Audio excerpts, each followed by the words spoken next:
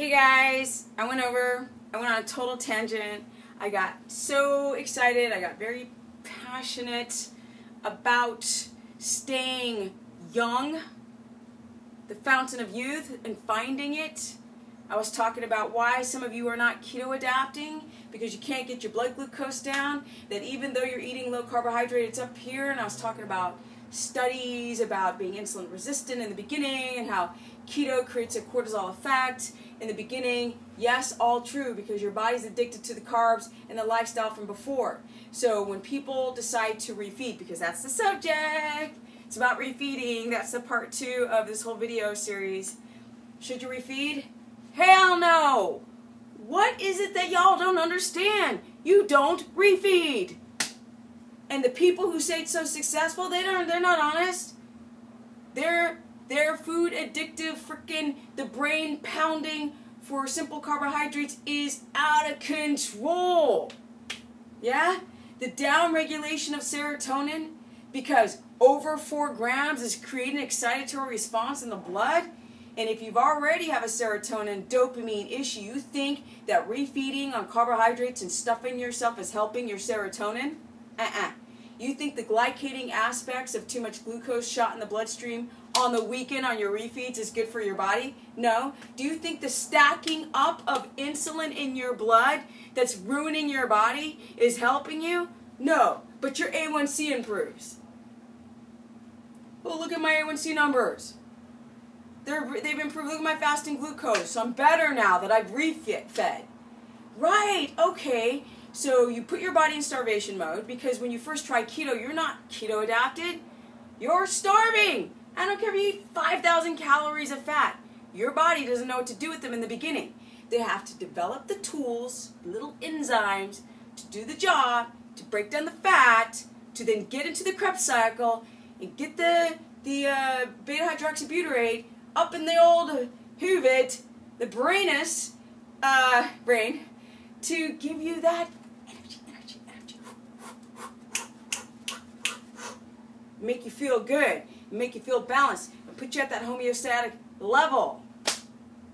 Refeeds? Are you kidding me? Yeah, do this to your body. Slam, slam, slam, slam, slam, slam, slam, slam, slam, slam, slam, slam. Wow, that's really smart. And I'm just passionate. I'm just geeked up.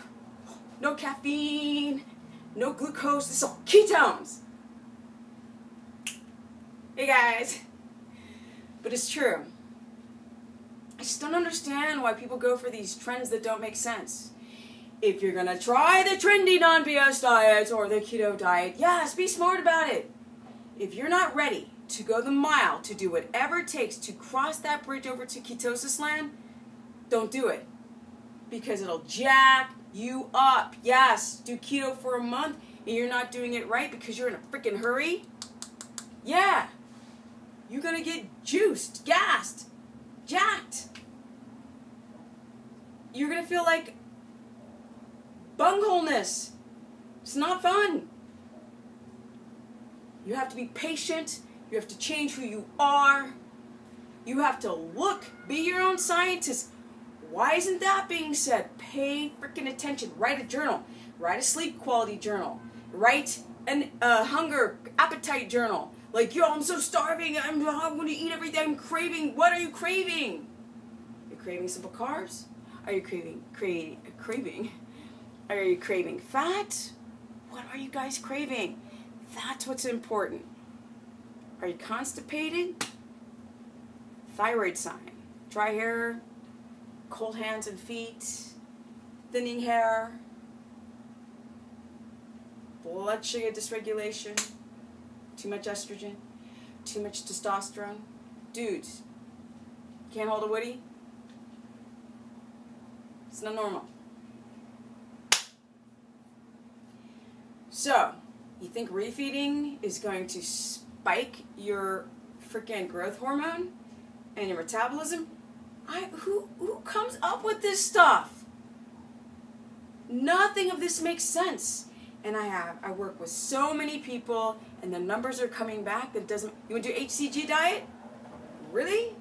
Come on, y'all. You want to do a process of elimination diet?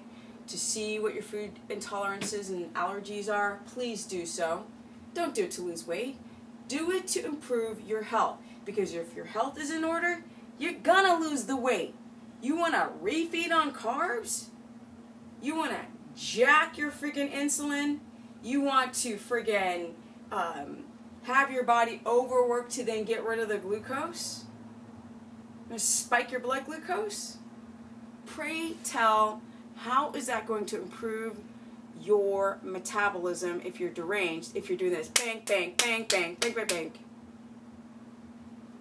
You know what that's going to do? Freak out your adrenals, right? Your adrenals sit above your kidneys.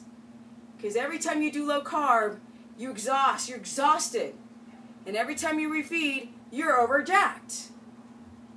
Remember what I said before in other videos? Too catabolic, too anabolic. You can't do this. You have to do this. That's where you got to be.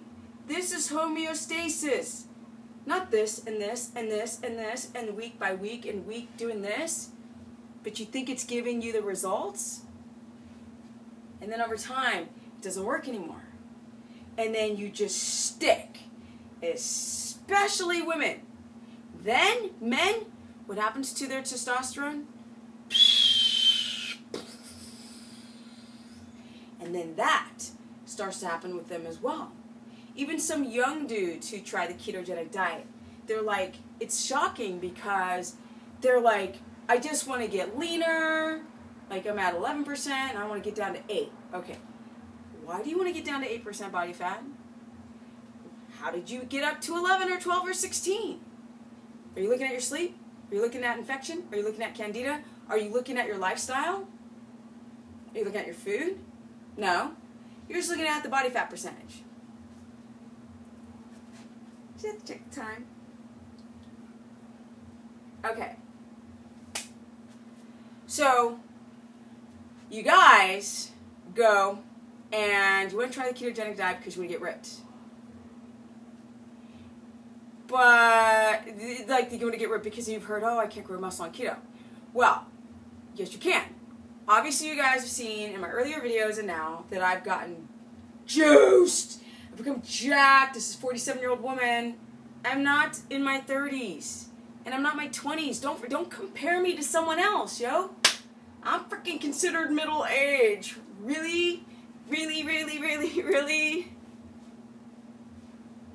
can't compare me to someone else.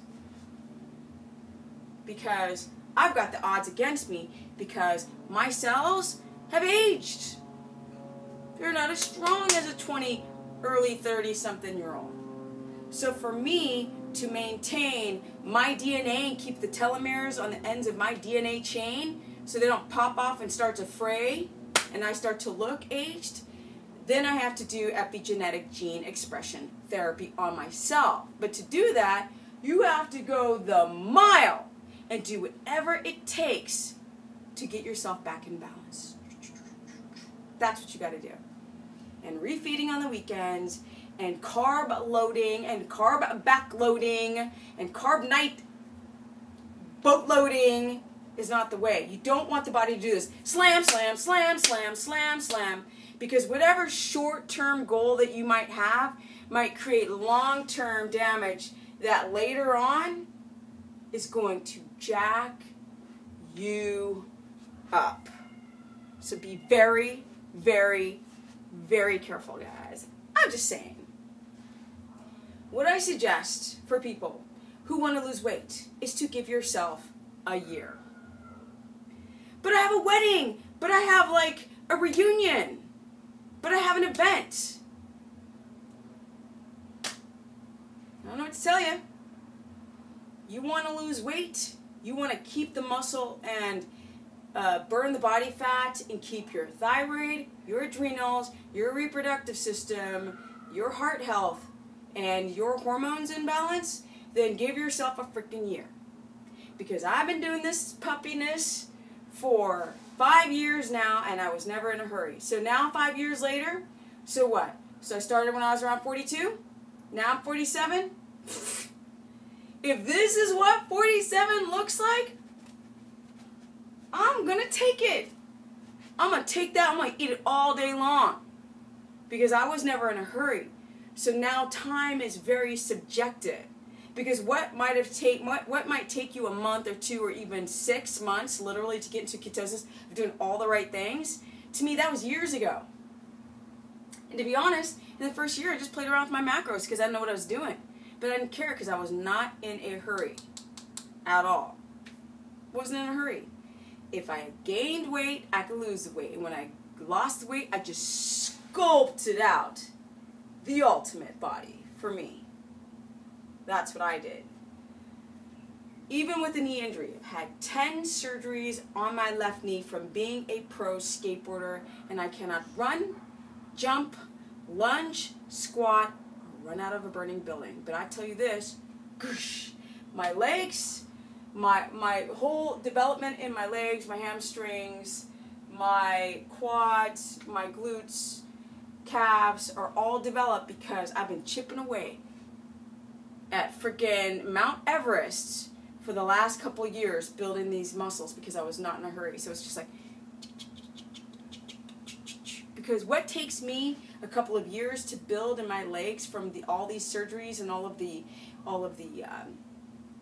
aging of and the parts missing in my leg, my knee, I'll do whatever it takes. I don't care how long it takes because I know I will obtain that goal.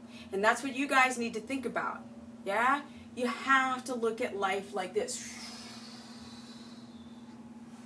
To then decide a strategy on how to get lean or how to get strong or how to raise your testosterone levels in a man and how for women to lower their testosterone because they're developing polycystic ovarian syndrome or they're estrogen dominant and they're just fluffy and big everywhere or they're pre or perimenopausal. Or people have got disease, or they have AD, or they're depressed. I should do another video about depression. I think I'll do that next. Okay, guys.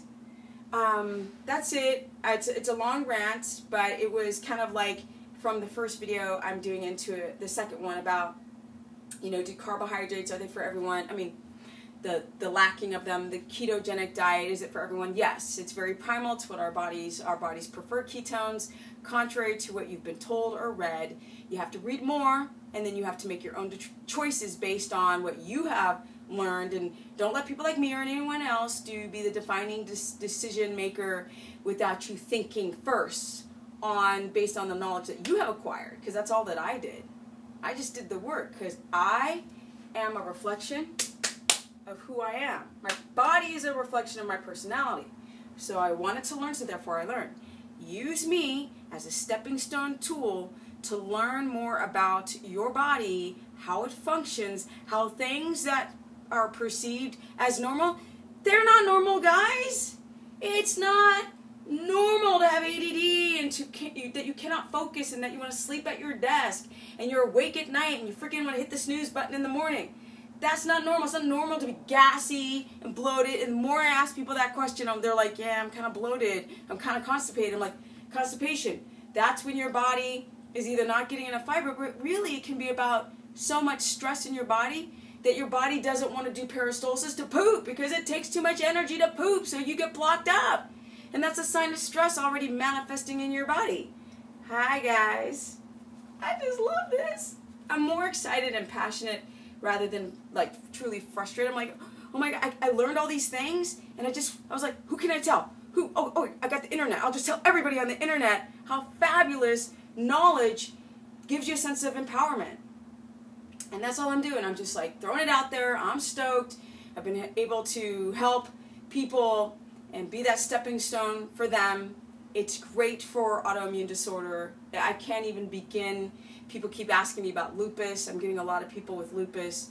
I'm getting people with encephalitis. I'm getting people who are obviously diabetic. And I'm so proud of this one man who, type 2 diabetic, it took time, but we got his blood glucose to finally drop and his ketones to rise because they're in opposition when you are healthy. Yeah, you don't want low glucose and low ketones because that would be hypoglycemic. Okay, guys, that's it. If you want to learn more, go to stephanieperson.com or Stephanie the Business Person on my fan page, Facebook, or Stephanie Ketogenic on my Instagram.